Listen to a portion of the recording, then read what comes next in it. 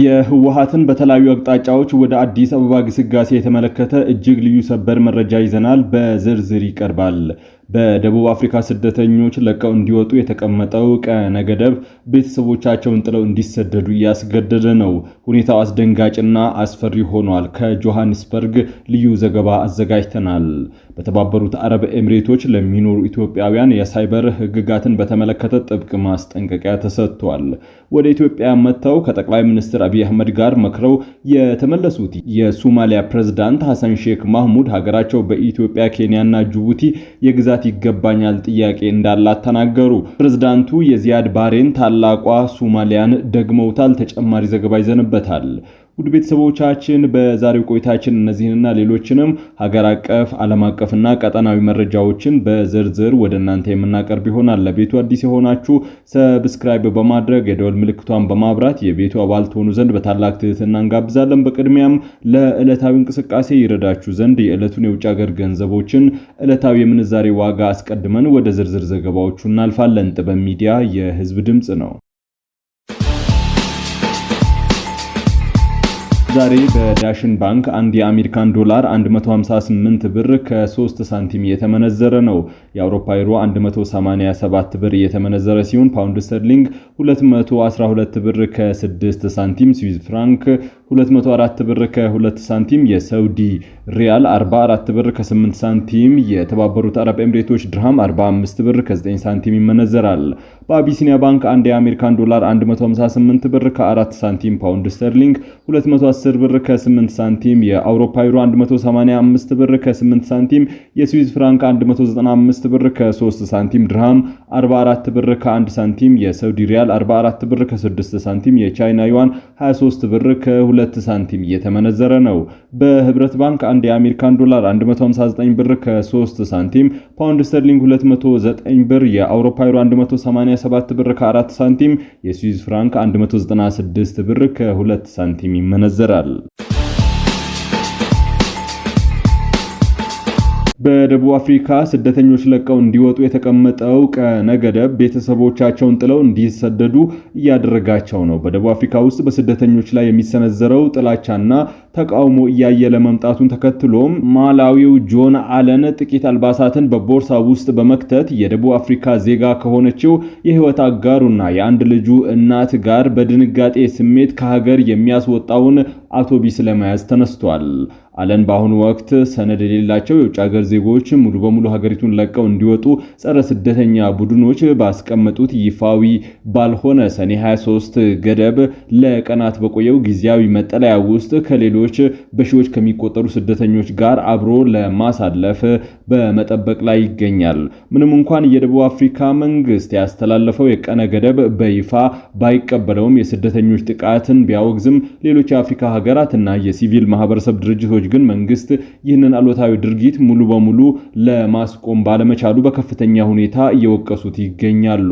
የ30 ዓመቱ አለን ስለ ሁኔታው ሲያስረዳ እዚህ ለመቆየት የምፈልግበት ዋናው ምክንያት ልጄን ሳስበው ስለሚያሳዝነኝ ነው። እሱ ገና በጣም ህፃን ነው። እኔ ከሄድኩ በኋላ ማን እንደሚደግፈውና እንደሚያሳድገው ሲል በጭንቀት ተናግሯል። የህፃኑ እናት ደቡብ አፍሪካዊት ስትሆን በጽዳት ስራ በሳምንት 500 ራንድ ወይም 30 የአሜሪካን ዶላር ገደማ ብቻ የምታገኝ ሲሆን አለን ግን ህጋዊ ሰነድ ባይኖረውም በአንድ ማኑፋክቸሪንግ ኩባንያ ውስጥ በኮንትራት ስራ በመስራት የእሷን 4 እጥፍ ያህል ገቢ በማግኘት ቤተሰቡን ይደግፍ ነበር። ባለፈው ሳምንት ጸረ ስደተኞች ተቃውሞዎች በአካባቢው በከፍተኛ ሁኔታ መቀስቀሳቸውን ተከትሎም በሰፈሩ ውስጥ የሚኖሩ አንዳንድ የውጭ ሀገር ዜጎች ከፍተኛ ድብደባ እንደተፈጸመባቸው በአሁኑ ወቅት በአካባቢው የነበሩ ስደተኞች ሙሉ በሙሉ ማለት ይቻላል ጥለው መውጣታቸውን አክሏል። አለን በደርባን ከተማ ከሌሎች ወንዶች ጋር በመሆን ሻንጣቸውን ክምር አጠገብ ቆሞ አውቶቡስ እየተጠባበቀ ሳለም በፊቴ 2 አማራጭ ነው የሚታየኝ፣ አንድም ሀገሪቱን ጥዬ መውጣት ወይም መሞት ሲል ለሮይተርስ የዜና ወኪል አስረድቷል። የሶማሊያ ፕሬዝዳንት የተወሰኑ የኢትዮጵያና የኬንያ የጅቡቲ ግዛቶችን የጠፉ ግዛቶች ሲሉ ጠሩ። የሶማሊያ ፕሬዝዳንት ሐሰን ሼክ መሐሙድ የሀገሪቱ ነጻነት ቀን ላይ ባደረጉት ንግግር የተወሰኑ የኢትዮጵያ የኬንያና የጅቡቲ ግዛቶች የሶማሊያ የጠፉ ግዛቶች ናቸው ሲሉ መጥራታቸውን ተከትሎ ለረጅም ጊዜ ስሜት ቀስቃሽ ለነበረው ታላቋ ሶማሊያ ግሬተስት ሶማሊያ እሳቤ አዲስ ትኩረትን ሰጥቶታል። የሶማሊያ የነጻነት በዓል በአመቱ ለማክበር በተዘጋጀው ስነ ስርዓት ላይ የተናገሩት መሐሙድ ሶማሊያ በአሁኑ ወቅት እያስመዘገበችው ያለው እድገት በዓለም አቀፍ ደረጃ በሚታወቅ ድንበራ ውስጥ ብቻም ሳይሆን ከድንበራዋ በመሻገር ተስፋን እየፈጠረ መሆኑን ገልጸዋል። ፕሬዝዳንቱ ዛሬ በሶማሊያ የሚታየው ተስፋ በ1960 በነበረው ውህደት በተመሰረተችው የሶማሊያ ሪፐብሊክ ላይ ብቻ የተገደበ አይደለም ካሉ በኋላ በተመሳሳይ ተስፋና ጉጉት ወደኛ በሚመለከቱ በሌሎች ሶስቱ የጠፉ ክልሎች ዘንድም ይጋራል ብለዋል። ምንም እንኳን መሐሙድ ግዛቶቹን በስም ባይገልጿቸውም ንግግራቸው የኢትዮጵያ ሶማሌ ክልል፣ ኬንያ ሰሜን ምስራቅ ግዛትና ጅቡቲን እንደሚያካለለ በሰፊው ተተርጉሟል። እነዚህ አካባቢዎች በታሪክ ሁሉንም ሶማሊኛ ተናጋሪ ማህበረሰቦችን በአንድ ሀገር ውስጥ ለመጠቅለል ከነበረው የፓን ሶማሊያ ብሔርተኝነት ራዕይ ጋር የሚያያይዙ ናቸው። የፕሬዝዳንቱ ንግግራቸው ላይ ማብራሪያ ያልሰጡ ሲሆን ይህ አባባላቸው የሶማሊያ ይፋዊ የውጭ ጉዳይ ፖሊሲ ለውጥ የሚያሳይ መሆኑን አመላክቷል። ይሁን እንጂ ጉዳዩ ካለው ታሪካዊ ስሜታዊነት አንጻር ንግግራቸው ቀጠናዊ ትኩረት መሳቡ አይቀሬ ነው። ታላቋ ሶማሊያ እሳቤ በ1960 ከነጻነት በኋላ ብቅ ያለ ሲሆን በቅኝ ግዛት ዘመን ድንበሮች ምክንያት ከሶማሊያ ሪፐብሊክ ውጪ የቀሩ የሶማሊያ ተወላጆች የሚኖሩባቸው ግዛቶችን አንድ ላይ ማድረግን ያለመ ነበር። ይህ ርዕዮተ ዓለም በ1977 እስከ 1978 በሶማሊያና በኢትዮጵያ መካከል ለተቀሰቀሰው የኦጋዴን ጦርነት ዋነኛ ምክንያት የነበረ ሲሆን በሶማሊያና በጎረቤቶቿ መካከል ግንኙነት ውስጥ እስካሁንም ድረስ በፖለቲካዊ መልኩ ስሜት ቀስቃሽ ጉዳይ ሆኖ ቆይቷል። በተባበሩት አረብ ኤምሬቶች ለሚኖሩ ኢትዮጵያውያን የሳይበር ህግጋትን በተመለከተ ጥብቅ ማስጠንቀቂያ ተሰጠ። በተባበሩት አረብ ኤምሬቶች የሚኖሩ ኢትዮጵያውያን በማህበራዊ ሚዲያ በሚያደርጓቸው ማናቸውም አይነት እንቅስቃሴዎች ላይ ከፍተኛ ጥንቃቄ እንዲያደርጉ የዱባይ ፖሊስና በዱባይ ሰሜን ኤምሬቶች የኢፌዴሪ ቆንስላ ጽሕፈት ቤት በጋራ በመሆን ጥብቅ ማስጠንቀቂያ መስጠታቸው ታውቋል። ሁለቱ አካላት በጥምረት ባዘጋጁት ልዩ የባለድርሻ አካላት መድረክ ላይ እንደገለጹት በሀገሪቱ የተተገበረ ያለው የሳይበር ወንጀል ህግ እጅግ ጥብቅ መሆናቸውንና ህገወጥ ድርጊቶችን የማይታገስ በመሆኑ ዜጎች ሳያውቁት በከባድ ወንጀል ተጠያቂ እንዳይሆኑ ለከፍተኛ ቅጣት እንዳይዳረጉ ለማስገንዘብ ይህ ይፋዊ መግለጫ መውጣቱን አስታውቋል።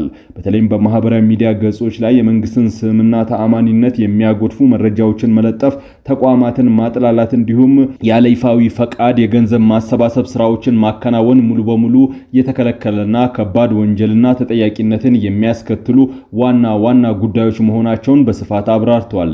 እንደ ዱባይ ፖሊስና የቆንስላ ጽሕፈት ቤቱ ማብራሪያ ከሆነ በሀገሪቱ የሳይበር ወንጀል ህግ መሰረት ከፍተኛ ቅጣት ከሚያስከትሉ ድርጊቶች መካከል የመጀመሪያው ዋነኛው በማህበራዊ ሚዲያ ላይ የሚሰራጩ የጥላቻ ንግግሮች ናቸው። በማንኛውም መልኩ ህብረተሰቡ መካከል መከፋፈልን፣ ቂምና ጥላቻን የሚያንጸባርቁ የብሔር ፖለቲካን ቅስቀሳዎችን መለጠፍም ሆነ ማጋራት በጥብቅ የተከለከለ ሲሆን ይህን መመሪያ ተላልፎ የሚገኝ ማንኛውም ግለሰብ ያለ ምንም ምህረት የህግ እርምጃ ይወሰድበታል።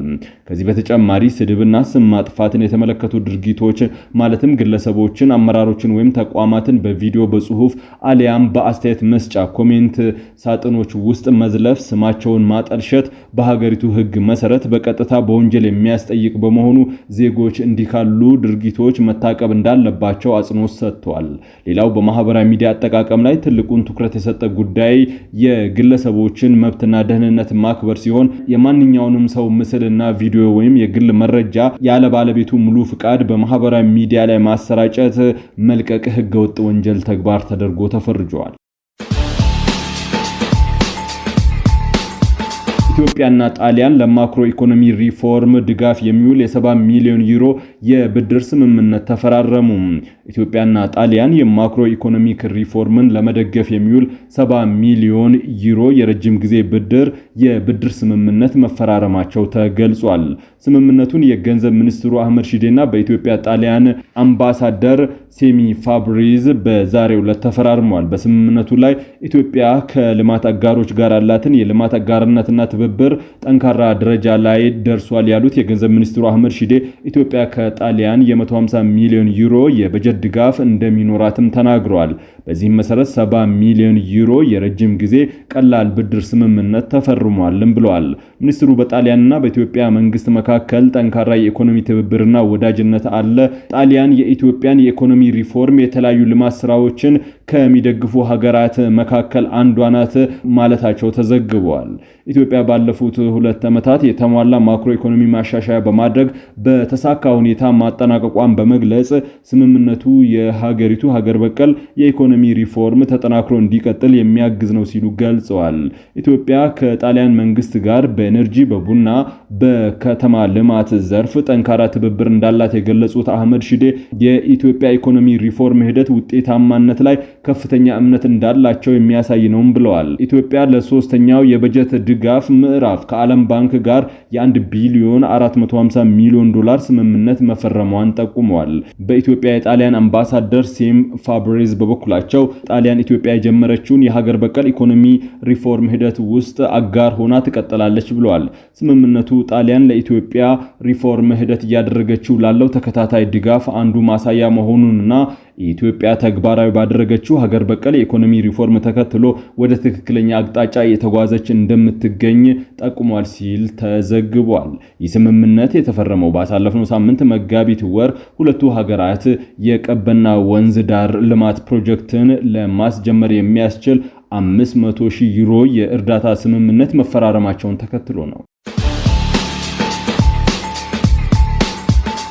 ህወሓት ወደ መሃል ሀገር ሰብሮ ለመግባት ከውጭ ወደ ውስጥ በሱዳን በኩል በተለያዩ ግንባሮች ጥቃት ለመክፈት ሰፊ ወታደራዊ ስትራቴጂክ መንደፍ መጀመሩን ጀነራል ጻድቃን ገብረትንሳኤ አጋለጡም። በወልቃይት ሲጠበቅ የነበረው የህወሓት ጥቃት ባልተጠበቀ ግንባር ሊፈነዳ እንደሚችል ጀነራሉ ተናግረዋል። ጀነራሉ በህወሓት ወታደራዊ ዝግጅት ላይ በሰጡት ማብራሪያ በአፋርና አማራ አዋሳኝ አካባቢዎች ተደጋጋሚ ትንኮሳዎችን የፈጸመው ህወሓት የትኩረት አቅጣጫውን ቀይረዋል ብለዋል። በምዕራብ ኢትዮጵያ በኩል ጥቃት ከፍቶ ወደ መሃል ሀገር ለመገስገስ አስቦ የተንቀሳቀሰ መሆኑን ጀነራሉ ጠቁመዋል። ጀነራሉ በምዕራብ ኢትዮጵያ በኩል ሲሉ በቤንሻንጉል ጉሙዝ ክልል በኩል ማለታቸው ነው። የህወሓት ጀነራሎች በአሁኑ ወቅት ሰፊ ወታደራዊ ስትራቴጂ ነድፈው የተንቀሳቀሱ መሆኑን የገለጹት ጀነራሉ በተለይም ከውጭ ወደ ውስጥ ለማጥቃት ተዘጋጅተዋልም ብለዋል። ለዚህም ሱዳንን እንደ ዋና ወታደራዊ መንቀሳቀሻ እየተጠቀሙ መሆኑን ተጨባጭ መረጃዎችና የእንቅስቃሴ መረጃዎች መኖራቸውን ተናግረዋል። ሱዳን ውስጥ ለዓመታት የተደራጀው አርሚ 70 እንደ ቀጠናዊ ሚዛን ማስጠበቂያ ለመጠቀምና ከውጭ ወደ ውስጥ ለማጥቃት ተጨማሪ ኃይል እያስገቡ ነው ብለዋል። በቅርቡ አርሚ 13 ወደ ሱዳን መሻገሩን ያረጋገጡት ጀነራሉ ሌሎች ተጨማሪ አርሚዎችን ሊጨምሩ እንደሚችሉ ፍንጭ ሰጥተዋል። አርሚ 13 ወደ ሱዳን ለመሻገር ሲንቀሳቀስ መንገድ ላይ 2 ጊዜ በድሮን ጥቃት ቢመታም የተረፈው አርሚ 70 ተቀላቅሏልም ብለዋል። ሽራሮ ላይ የተፈጸመውን የድሮን ጥቃት በህወሓት ማረጋገጫ የተሰጠ ቢሆንም ሱዳን ከገባ በኋላ ሽራሮ ላይ ተጨማሪ ድብደባ መፈጸሙን ጀነራሉ ገልጸዋል። ህወሓት ወደ መሃል ሀገር ሰብሮ ለመግባት መርጦታል በተባለው ቤንሻንጉል ጉሙዝ ክልል በኩል አርሚ 70 ከሱዳን ጦር ጋር አሰልፎ መዋጋቱን ጀነራል ጻድቃን መረጃ እንዳላቸው ተናግረዋል። አርሚ 70 እስከ ኩርሙክ ድረስ ዘልቆ በመግባት ውጊያ አድርጎ ተመቶ ወደ ኋላ መመለሱንም ጠቁመዋል። ህወሓት ተጨማሪ ኃይል ወደ ሱዳን ማስገባቱ አርሚ 70ን ኩርሙክ ድንበር ድረስ መላኩ መንግስት ትኩረት ባልሰጠውና ኃይል ባላሰማራበት አቅጣጫ ጥቃት ለመክፈት እየተዘጋጀ መሆኑን የሚያመላክት ነው ብለዋል። ውድ ቤተሰቦቻችን ለሰዓቱ የመራረጥናቸው ዘገባዎች በዚህ አብቅተዋል። ከኛ ጋር በመሆን መረጃን ከጥበብ ስለተከታተላችሁ ከልብ አመስግነን ተሰናበትን። ሰላም።